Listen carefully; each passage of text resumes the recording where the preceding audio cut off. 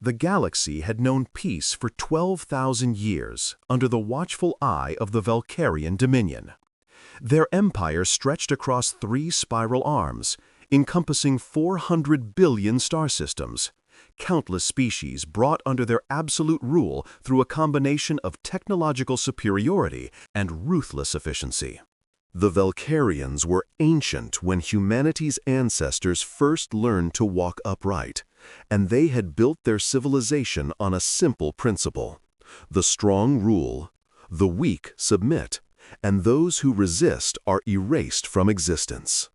Admiral Thorax stood on the observation deck of his flagship, the Eternal Supremacy, watching the blue-green marble that hung in the void before him. Earth. Such an unremarkable world orbiting an unremarkable star in an unremarkable arm of the galaxy. The humans had only achieved faster-than-light travel a mere 2 centuries ago, a blink of an eye in cosmic terms. They had established colonies on a handful of worlds, built a modest fleet of warships, and somehow convinced themselves that they mattered in a universe that had been old when their species was still learning to use fire.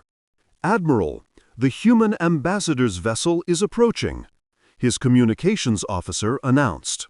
Thorax's mandibles clicked in amusement. "Allow them to dock. Let us hear what the primitives have to say before we claim their worlds for the Dominion." The Valkyrians were insectoid beings, standing nearly 3 meters tall, with exoskeletons of iridescent purple and black. Their compound eyes saw in spectrums that humans could not imagine, and their minds operated on principles of pure logic and efficiency. Emotions, in the way lesser species experienced them, had been bred out of their kind millennia ago. They were perfect rulers, they believed, because they were incapable of mercy or hesitation. The human delegation arrived within the hour. There were 3 of them, 2 in formal diplomatic attire, and 1 in a military uniform adorned with more medals than Thorax had expected from such a young civilization. The one in uniform was a woman with gray hair and steel-hard eyes. She walked with the measured confidence of someone who had seen war and emerged from it unbroken. "I am Admiral Thorax of the Valkyrian Dominion," he announced, his voice translator converting his clicks and chittering into human speech. "You have entered space claimed by the Dominion. Your species has been evaluated and found wanting. You will submit to absorption into our empire, surrender your military assets, and accept the role we assign to your kind in our hierarchy.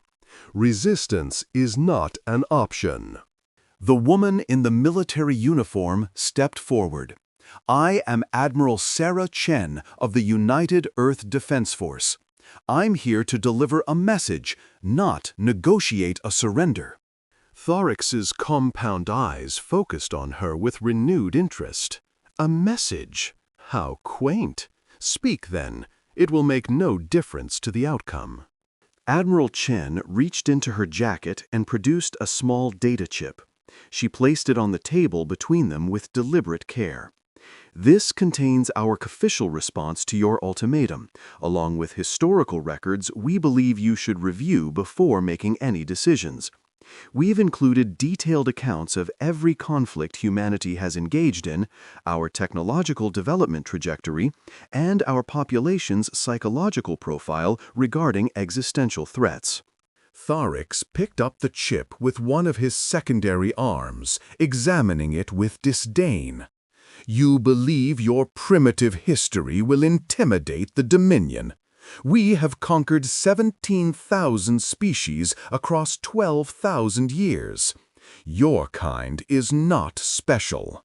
"That's where you're wrong," Chen said, and there was something in her voice that made Thorax's tactical instincts stir. Not fear, Valkyrians could not feel fear, but something like recognition. He had heard that tone before, in the leaders of other species who had fought back against the Dominion.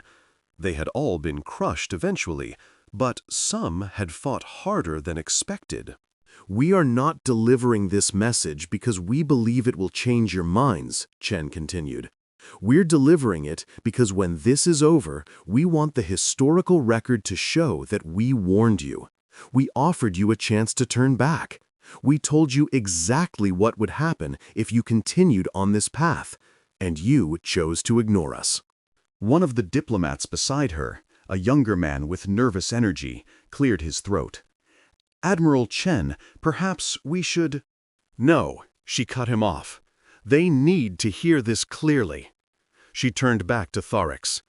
"The Dominion has never faced a species like humanity. You've conquered countless worlds because you've never encountered a civilization that would rather burn itself to ashes than submit to tyranny. You've never fought an enemy that sees extinction as preferable to slavery. And you've certainly never faced a species that has been preparing for exactly this scenario since we first looked up at the stars and wondered if we were alone."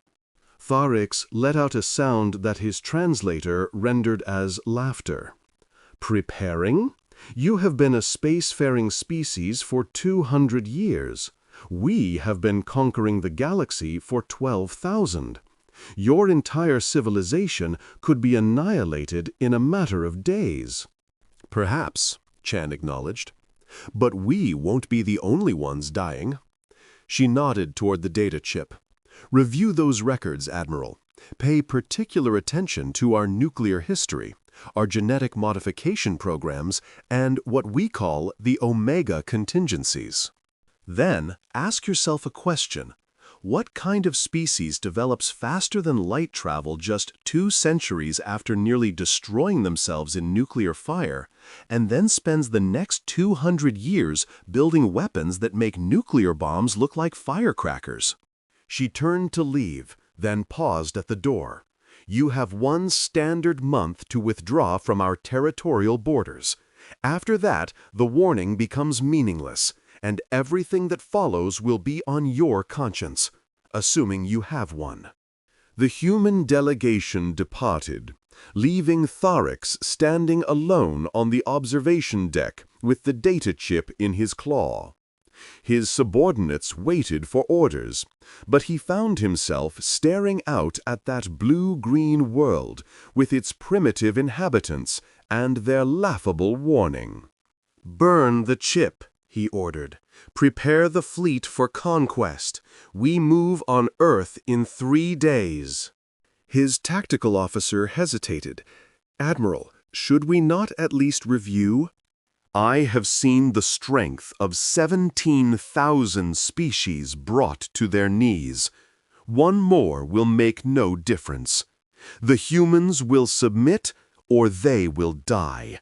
There is no third option." The first phase of the Valkyrian invasion went exactly as planned. Their fleet of 3,000 warships emerged from hyperspace in perfect formation, weapons charged and shields at maximum. Earth's orbital defenses, a collection of missile platforms and laser batteries that would have been considered cutting-edge a century ago, opened fire immediately, but Valkyrian shields absorbed the assault without difficulty. "Predictable," Thorax observed from his command chair. "They fight because they cannot conceive of surrender, but their technology cannot match ours. Begin the bombardment of their military installations. Leave their civilian centers intact for now. We will need a labor force." The Valkyrian fleet unleashed a coordinated strike that reduced Earth's orbital defenses to expanding clouds of debris within minutes. Human warships, a fleet of perhaps 200 vessels, engaged in desperate defensive maneuvers, but they were outgunned and outnumbered. Thorax watched with satisfaction as his forces systematically disabled or destroyed the enemy fleet, taking minimal casualties in return. "Admiral," his sensor officer reported, "we are detecting unusual energy signatures from the human homeworld's surface." Tharix dismissed the concern with a wave of his claw. Document them for later analysis. Continue the assault. Then the signals started coming. Admiral, we are receiving communications from human leadership, his communications officer reported. They are requesting an emergency channel. Open it. Let us hear their surrender. The holographic display flickered to life, showing a human face that Tharix did not recognize. An older man with white hair and the sunken eyes of someone who had not slept in days. Behind him, Tharix could see a bunker of some kind, filled with uniformed personnel working frantically at their stations. This is President Marcus Webb of the United Earth Government, the human said.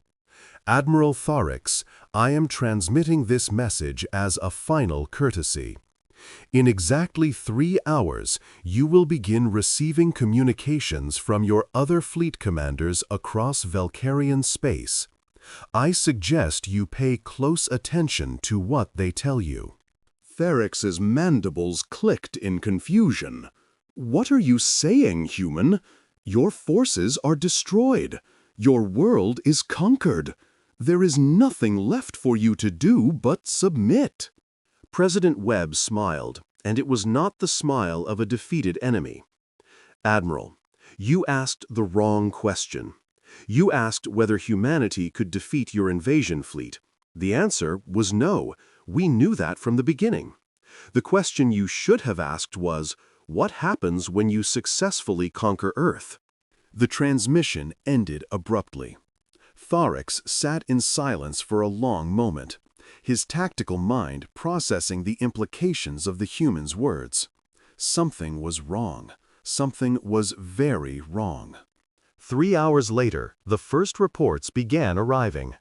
Admiral, his communications officer's voice carried an edge of panic, unusual for a Valkyrian. Priority transmission from the 4th Fleet. The Heraxian colonies are under attack. Attack? By whom? By humans, Admiral. Human ships, thousands of them. They emerged from hyperspace and began assaulting our positions without warning. Tharix rose from his chair. That is impossible. The humans only have 200 ships. We destroyed most of them ourselves. These are not the same ships, Admiral. They are different, larger, faster, and there are more transmissions coming in. The 9th Fleet reports similar attacks near the consortium trade routes. The 12th Fleet is under assault in the Outer Rim. Admiral Korix is requesting emergency reinforcements. He says his forces are being overwhelmed. The reports continued to arrive with increasing frequency, each one more alarming than the last. Within hours, it became clear that human fleets had emerged simultaneously at dozens of strategic points throughout Valkyrian space. They were not the primitive vessels that Tharix had engaged above Earth. These were warships of a completely different caliber. Massive dreadnoughts bristling with weapons that Valkyrian sensors could barely comprehend. Carriers launching swarms of fighter craft that moved faster than anything the Dominion had encountered, and support vessels that seemed to regenerate their damage faster than it could be inflicted. Admiral, I do not understand, his tactical officer said, his voice trembling. Where did these ships come from? How did the humans hide an entire war fleet from our surveillance networks? Tharix stared at the tactical display, watching as red markers representing human forces multiplied across Valkyrian space like a plague. They did not hide it, he realized, his voice barely above a whisper. They built it. Somewhere we were not looking. Somewhere we never thought to look. The answer came 3 days later, when Valkyrian intelligence finally pieced together the puzzle. It was not just Earth that had been preparing for this moment. Humanity had established secret shipyards in the deep void between star systems. in the hearts of dead stars, in dimensions that the Dominion had believed were inaccessible. For 200 years, while humanity publicly presented itself as a modest young civilization struggling to find its place in the galaxy, they had been building an armada specifically designed to destroy the Valkyrian Dominion. The data chip that Admiral Chen had left behind, the one Tharex had ordered destroyed, would have explained everything. It would have shown the Valkyrians exactly what humanity was capable of, exactly what they had been building, exactly what would happen if the Dominion attempted invasion. The warning had been sincere. The humans had genuinely offered the Dominion a chance to turn back. And the Dominion had ignored it. The fall of the Valkyrian Dominion was not a quick process, but it was an inevitable one.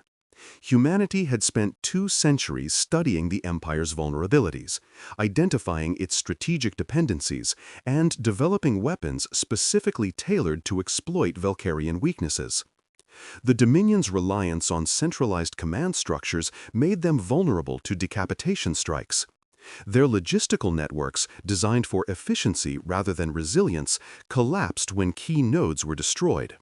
Their client species, subjugated for millennia and held in check only by overwhelming force, rose in rebellion when that force was suddenly challenged. Admiral Tharex watched from the bridge of the eternal supremacy as his empire crumbled around him. Every day brought news of another fleet destroyed, another system lost, another species breaking free from Valkyrian control. The humans fought like no enemy the Dominion had ever faced, with a combination of technological brilliance and psychological warfare that left Valkyrian commanders paralyzed with indecision. They did not merely attack military targets. They broadcast messages to subjugated populations, offering freedom and support to any species willing to rise against their Valkyrian masters. They provided weapons, training, and intelligence to resistance movements across the Empire. They turned the Dominion's own subjects into an army of liberation. How? Tharex demanded of his intelligence analysts. How did they know our every weakness? How did they anticipate our every move? The answer, when it finally came, was almost too simple to believe. Humanity had been watching the Dominion for far longer than anyone had realized. Long before they developed faster-than-light travel, human observers had been studying Valkyrian communications, analyzing their culture, mapping their military deployments. They had used slower-than-light probes, AI reconnaissance networks, and techniques that the Dominion's surveillance systems had never been designed to detect. By the time humanity officially entered the galactic stage, they already knew more about the Valkyrian Dominion than most Valkyrian citizens did. They had identified every flaw in the Empire's structure, every point of failure in its systems, every cultural blind spot that could be exploited. The warning they had delivered was not a bluff or an act of desperation. It was a courtesy, a genuine offer to avoid unnecessary bloodshed. The Dominion had been given a choice. They had chosen to ignore it. The siege of Velarax Prime, the Valkyrian homeworld, began 8 months after the initial invasion of Earth. Human forces had systematically dismantled the Dominion's military infrastructure, liberated hundreds of subject worlds, and reduced the once mighty empire to a handful of defended systems. The Valkyrians fought with everything they had, but they were fighting an enemy that had prepared for this conflict for centuries. Admiral Chen, now promoted to Fleet Admiral and given command of the liberation effort, stood on the bridge of the UES Determination, watching as her forces positioned themselves around the Valkyrian homeworld. Her hair had gone completely white in the months since the war began, and new lines had etched themselves into her face. Victory was assured, but it had come at a cost. "Admiral," her communications officer reported, "we're receiving a transmission from the planet's surface. It's Admiral Tharex." Chen felt a grim satisfaction at the irony. "Put him through." The holographic display showed Thorax looking old and defeated, something Chen had not thought possible for a Valkyrian. His exoskeleton had lost its iridescent sheen, and his compound eyes seemed dim with exhaustion. "Fleet Admiral Chen," he said, his voice carrying none of the arrogance it had held during their first meeting. "I am authorized to negotiate surrender terms on behalf of what remains of the Valkyrian Dominion." "I'm listening," Chen said. "We are prepared to accept unconditional surrender. All remaining Valkyrian military assets will be turned over to your forces. All subject species will be immediately freed. All territorial claims will be abandoned. We ask only—" He paused, and Chen could see something in his eyes that she had never expected to see in a Valkyrian: shame. "We ask only that our species be allowed to survive." Chen considered his words for a long moment. "Admiral Thyrex, do you remember what I told you on the day we first met? I told you that when this was over, we wanted the historical record to show that we warned you. We offered you a chance to turn back. We told you exactly what would happen if you continued on this path." "I remember," Thyrex said quietly. "You ignored that warning. You believed that we were primitives, that our history and our warnings were meaningless.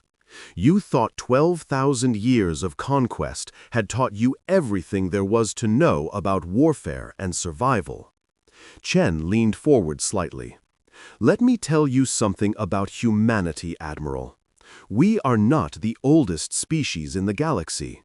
We are not the most technologically advanced.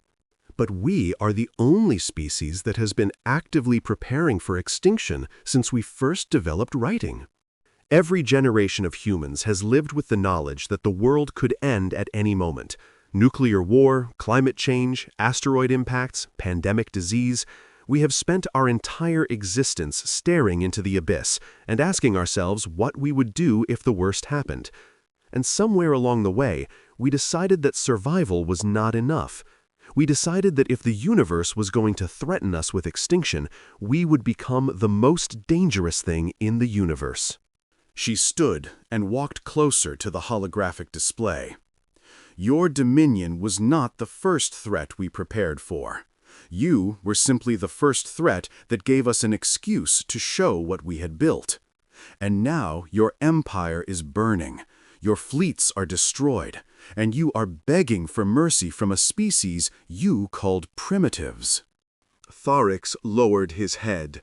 "You are going to destroy us." "No," Chen said, and she saw genuine surprise in the alien's eyes. "We are going to give you exactly what you were never willing to give anyone else: a chance.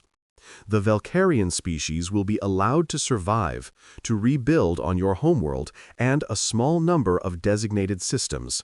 But you will never again threaten another species. You will never again build a war fleet. And you will spend the rest of your existence as a living reminder of what happens to empires that ignore warnings." Thyrex stared at her for a long moment. "Why? After everything we did, after all the death we caused, why would you show us mercy?" Chen smiled sadly. "Because that's the difference between us, Admiral. You conquered because you could not imagine any other way to survive. We prepared for war because we hoped we would never have to fight one. You saw mercy as weakness. We see it as the only thing that separates us from becoming what we fight against." She turned away from the display. "Accept the terms or don't. Either way, this war ends today. The only question is whether the Valkyrian species ends with it." The surrender was signed within the hour. In the aftermath of the war, humanity faced a challenge that no one had anticipated: what to do with victory. They had dismantled the most powerful empire the galaxy had ever known, liberated hundreds of species from millennia of oppression, and established themselves as the dominant military force in known space. The temptation to follow in the Dominion's footsteps, to build their own empire of subjugation and control, was immense. Instead, they chose a different path. The Galactic Liberation Alliance was established within 2 years of the war's end. It was not an empire, but a federation, a voluntary association of free species bound together by mutual defense treaties and shared principles. Humanity served as its protector, not its ruler. The species that had been freed from Valkyrian control were given full autonomy to determine their own fates. Fleet Admiral Sarah Chen retired from military service and was appointed as humanity's first ambassador to the Alliance. She spent the remaining years of her life traveling from world to world, building relationships with species that had never known freedom, helping them establish stable governments and functioning economies. She was present when the Hroxians celebrated their first election, when the Consortium opened their first free trade markets, when the Outer Rim species signed their first mutual cooperation agreements. She was also present when a young Valkyrian diplomat approached her at a gathering on the former Dominion capital. He was different from the Valkyrian she had fought, softer somehow, less certain of his species' superiority. "Fleet Admiral Chen," he said, his translator rendering his words in careful, formal tones. "I wanted to thank you." Chen raised an eyebrow. "Thank me? For what?" "For giving my species a chance to become something other than what we were. The older generations resent the defeat, but the younger ones—" He paused, choosing his words carefully. "We have been studying human history as you suggested. Your philosophers, your artists, your civil rights movements. We have been learning about concepts that our ancestors never had words for. Justice, compassion, redemption." "And what have you learned?" Chen asked. "That empires fall, but ideas survive. That power is not the same as strength. That the species my ancestors tried to destroy were not primitives. They were survivors, like us. Different survivors, perhaps, but survivors nonetheless." He made a gesture that Chen's translator identified as respect. "I wanted you to know that your mercy was not wasted. We are trying to become worthy of it." Chen felt something catch in her throat. In all her years of military service, in all the battles she had fought and the lives she had taken, this was the moment that made everything worthwhile. Not the victory, not the destruction of an empire. This, the possibility of something better. "That's all we ever hoped for," she said quietly. "That's all any of us can hope for."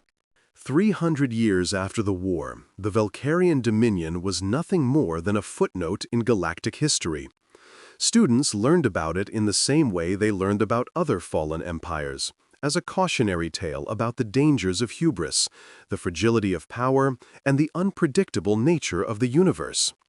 The Valkyrians themselves had evolved into a minor species, respected for their intellectual contributions, but stripped of any military or political significance. They were living proof that survival was possible even for those who had committed terrible crimes, provided they were willing to change. Humanity, meanwhile, had become something that the galaxy had never seen before. They were the dominant military power, but they did not dominate. They were the most technologically advanced species, but they shared their knowledge freely. They were the protectors of the Alliance, but they answered to its collective will rather than imposing their own. Historians from 1,000 worlds debated how this had happened. How had a species so young, so recent to the galactic stage, achieved something that the ancient powers had never managed? The answers varied depending on who was asked. Some pointed to human technology, their willingness to experiment, to take risks, to pursue innovations that more conservative species would have considered dangerous. Humans had not merely adopted existing technologies when they entered the galactic community, they had revolutionized them, combining them with concepts and principles that no one else had considered. Others pointed to human psychology, the strange combination of aggression and compassion that seemed to define the species. Humans were capable of extraordinary violence when threatened, but they were equally capable of extraordinary generosity when the threat passed. They did not hold grudges in the way that many species did, and they were remarkably willing to forgive enemies who showed genuine remorse. Still others pointed to human culture, the diversity of ideas and perspectives that their species contained. Unlike the Valkyrians, who had been homogeneous and unified for millennia, humans maintained countless distinct traditions, philosophies, and ways of life. This diversity meant that they were never locked into a single approach. When one strategy failed, they could draw on their cultural wealth to find alternatives. But perhaps the most insightful analysis came from a Valkyrian philosopher named Thraxis, who had spent his entire life studying the species that had destroyed his ancestors' empire. In his final work, published shortly before his death, he wrote, "The humans succeeded where the Demonian failed, because they understood something that we never did. Power is not a destination, it is a tool. The Dominion sought power for its own sake, believing that enough power would make us invulnerable. But the humans understood that power is only valuable if it serves a purpose greater than itself." When they built their hidden armadas, they were not building weapons of conquest, they were building instruments of liberation. When they destroyed our fleets, they were not seeking revenge, they were protecting the species that we had oppressed.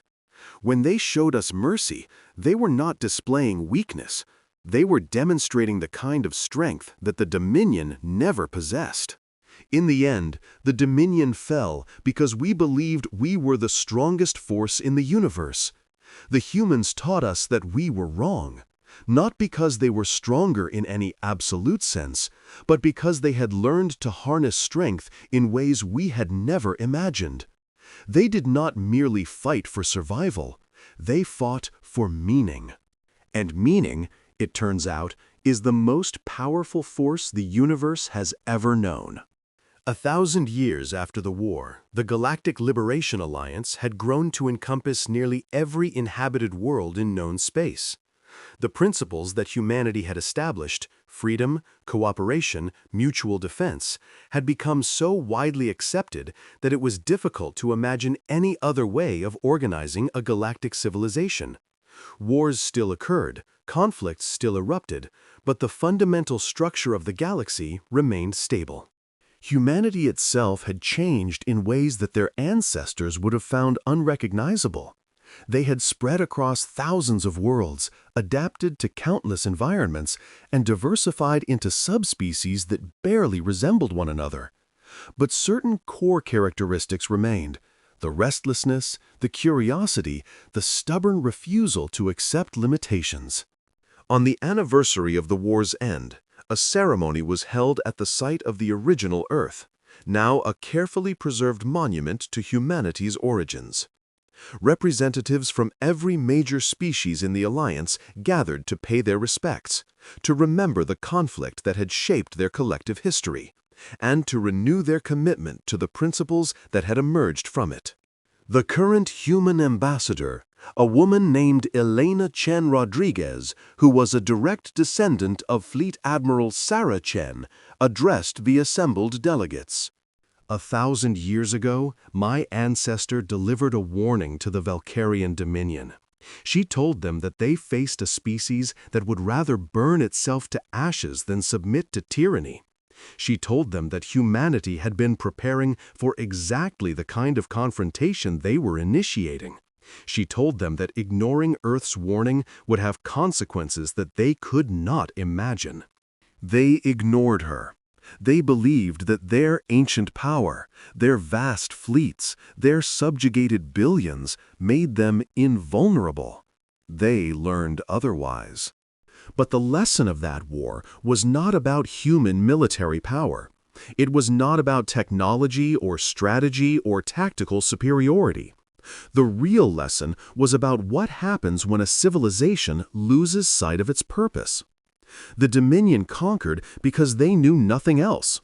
They oppressed because they could not imagine any other form of order. They fell because they had built their entire existence on a foundation that could not survive the first serious challenge. Humanity survived and thrived because we built our existence on something more durable than power.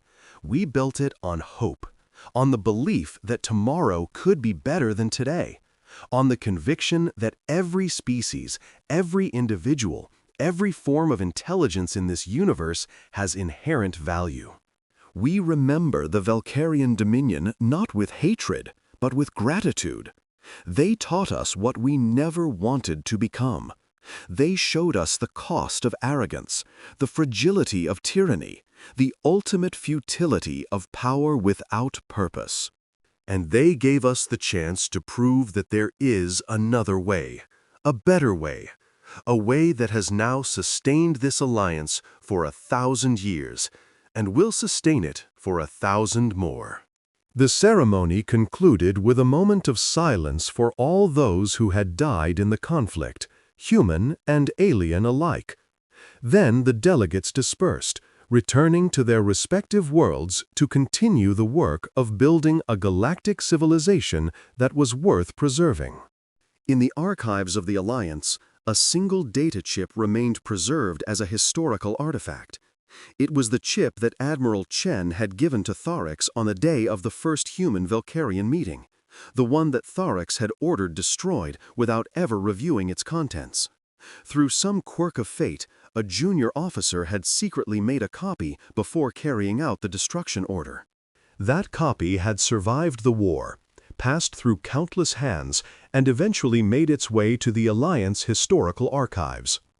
Scholars who studied the chip discovered that it contained exactly what Admiral Chen had promised, a detailed account of human history, human technology, and human psychological responses to existential threats. It also contained something that no one had expected, a message from Chen herself, recorded in the hours before the diplomatic meeting. The message was addressed not to Thorax, but to future historians who might someday recover the chip.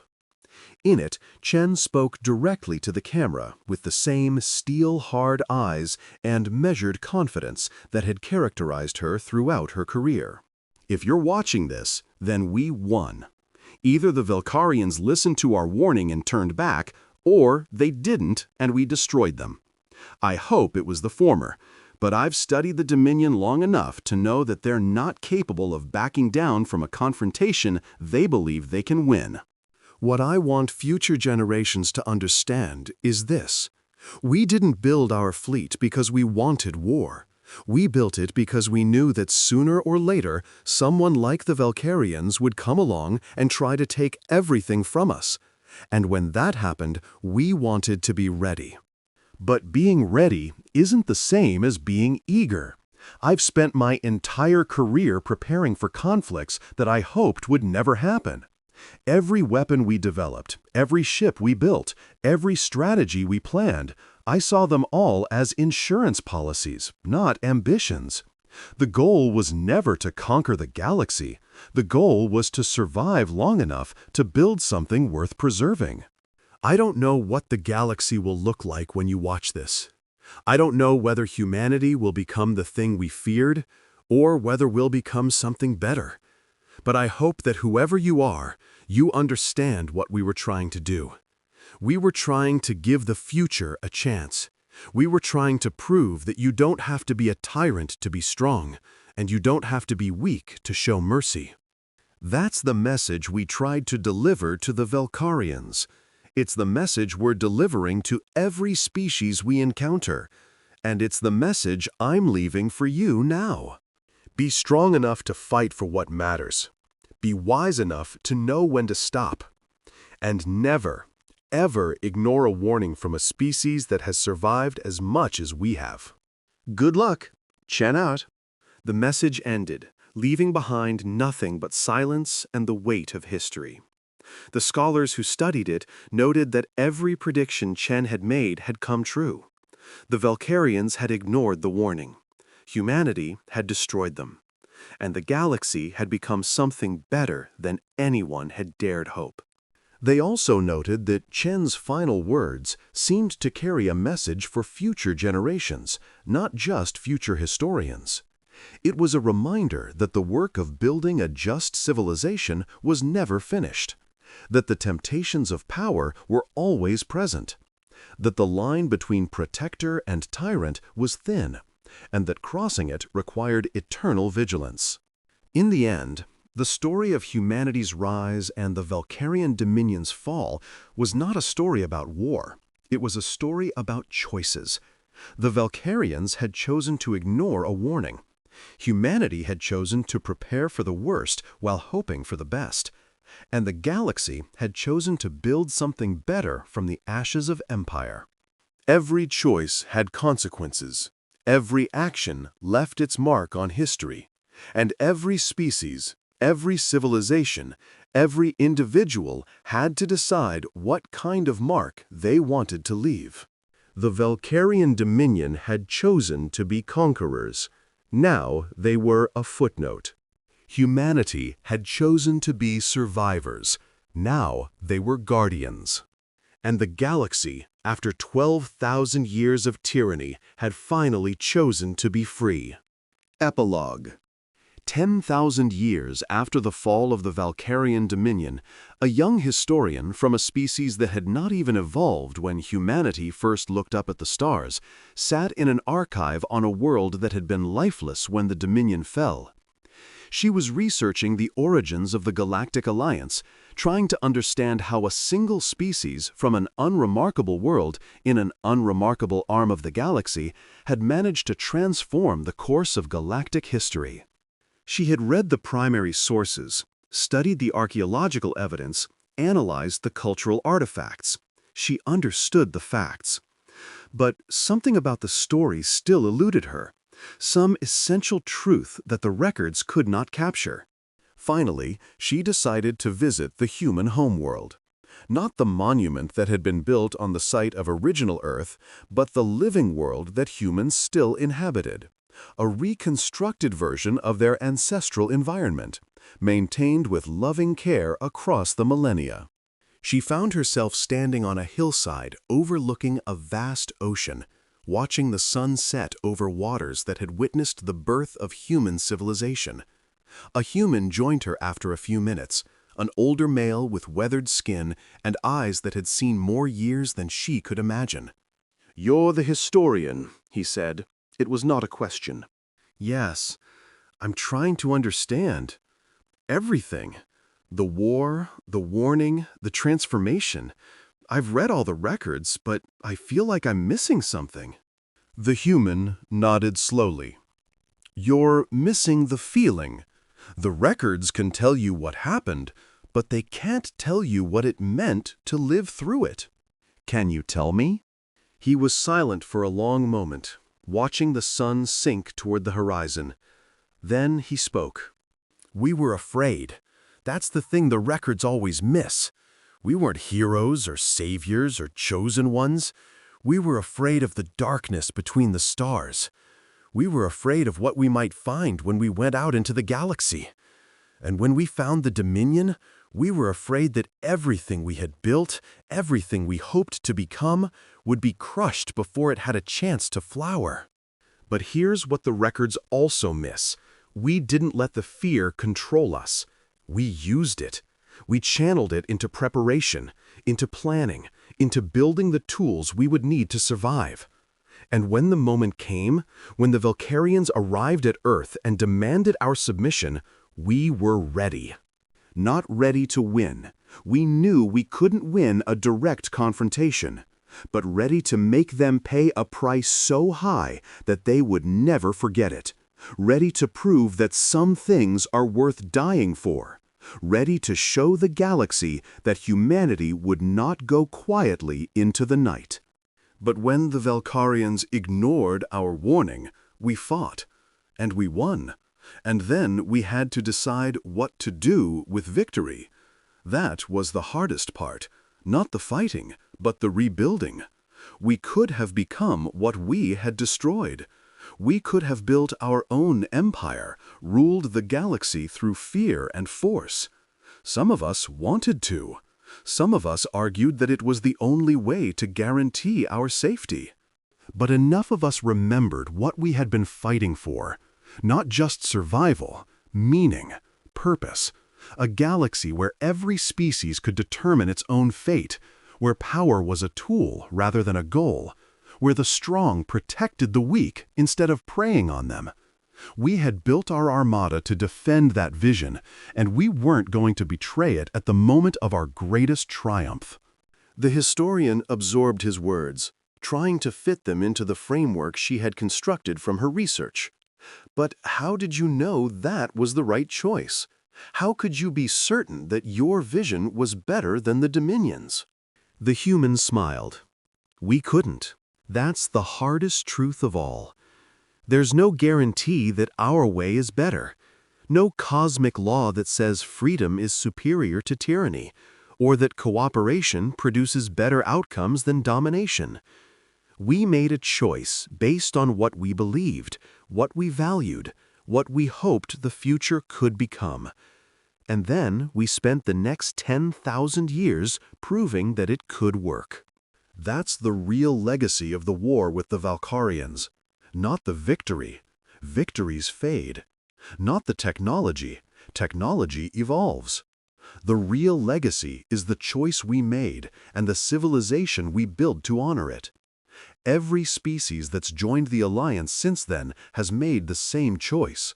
And every generation that's grown up under the Alliance's protection has inherited the responsibility to keep making that choice. The Valkyrians ignored our warning because they couldn't imagine any species being stronger than they were. They measured strength in ships and weapons and subjugated populations, and by those measures, they were the strongest force in the galaxy. But there are other kinds of strength. The strength to hope when hope seems foolish. The strength to show mercy when revenge seems justified. The strength to build when destruction seems inevitable. Those were the strengths that defeated the Dominion. Those are the strengths that have sustained the Alliance. And those are the strengths that will carry the galaxy forward, long after humanity and the Valkyrians and every species now living has passed into history. He fell silent, and the historian realized that the sun had fully set while he was speaking. The stars were emerging overhead, countless points of light representing worlds and civilizations that had been shaped by the choices made millennia ago. "Thank you," she said finally. "I think I understand now." "Do you?" The human's voice was gentle, but there was something challenging in it. Understanding isn't just about knowing the facts. It's about carrying the weight of what they mean. The war with the Valkyrians wasn't just a historical event. It was a question. What kind of galaxy do we want to live in? Every generation has to answer that question for itself. Every species has to decide what they're willing to fight for, and what they're willing to sacrifice, and what they're willing to become. The Dominion made their choice and paid the price. Humanity made a different choice and built something better. But the question is never fully answered.